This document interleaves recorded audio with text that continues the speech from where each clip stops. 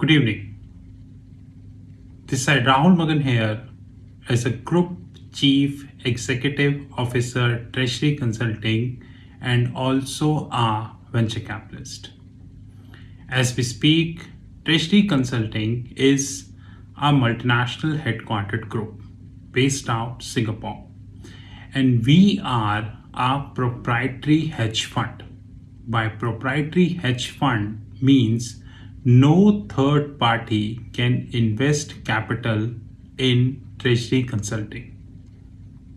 And as we speak, Treasury Consulting Group is 100% profitable in nature.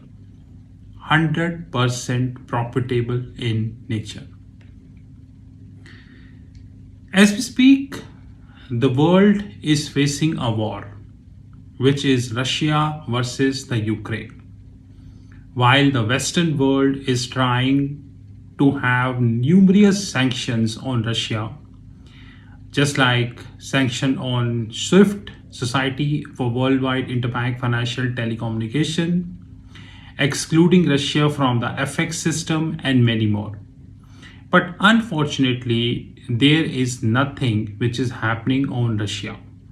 Russia is completely moving towards the war. Today, I was watching the Google. While doing research on Google, I got to know now Russian forces are heading towards the south of Ukraine, which, according to the Google, is nothing but the export hub of Ukraine. So south is the export hub of Ukraine, as far as the public information is concerned. And according to the Ukraine officials in the public domain, Ukraine need near about 660 billion worth of money to rebuild the country. How much time they would be needing to rebuild the country? That is huge. You even cannot think of probably decade, 2 decade, maybe more than 3 decades they would be needing to rebuild the country. Because if I look at Google, then a substantial damage has been done. But Russia is very important for the globe also. And I'm not saying this, statistics are talking this about. 42% of the global ammonium nitrate. You know that ammonium nitrate is a key raw material in the fertilizer. 42%, which means mere 8%, less than half of the global production is coming from Russia. 42%. 21% of the global wheat is coming from Russia. 1/5. It means more than 1/5. So more than 1/5 of the global wheat is coming from Russia. 43% of the palladium. Palladium look like silver. If you see on Google, it look like silver. But this is used as an investment metal, and sometimes it is used in the industrial production also. So either of that. So it is used just like silver. It is used as an investment, used for the investment purpose, and it is also used for the industrial use purpose. 14% of the platinum. 14% of the platinum. 11% of the nickel, 6% of aluminum. The largest natural gas exporter of the globe, largest. Amongst the largest oil producers of the globe. And 40 to 50% of I would say the natural gas reserves in the whole world is held by the Russia. 40 to 50% of the global natural gas reserves is held by Russia. which is tremendous. More statistics is Russia account for 1.77% of global GDP. In 2021, Russia was the largest natural gas exporter, second largest crude oil and condensate exporting country after Saudi Arabia, and third largest coal exporter after Indonesia and Australia. Russia is also the second largest aluminium exporter, second largest. Around 11% of the seaborne global steel exports came from Ukraine and Russia, 11%.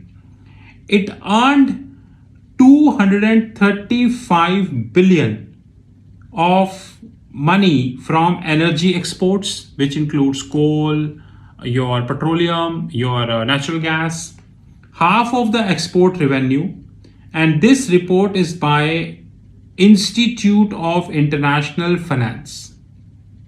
Now, guys, I don't know till what extent war would continue. I personally wish war should wind up today. But having said that, if war would continue for another few months, then the world would continue to face a huge supply constraint. I hardly have doubt in that regards. 42% of ammonium nitrate, 21% of wheat, 43% of palladium, 14% of platinum, 11% of nickel, 6% of aluminum, largest natural gas exporter, second largest crude exporting country. These figures are scary. You cannot exclude these figures.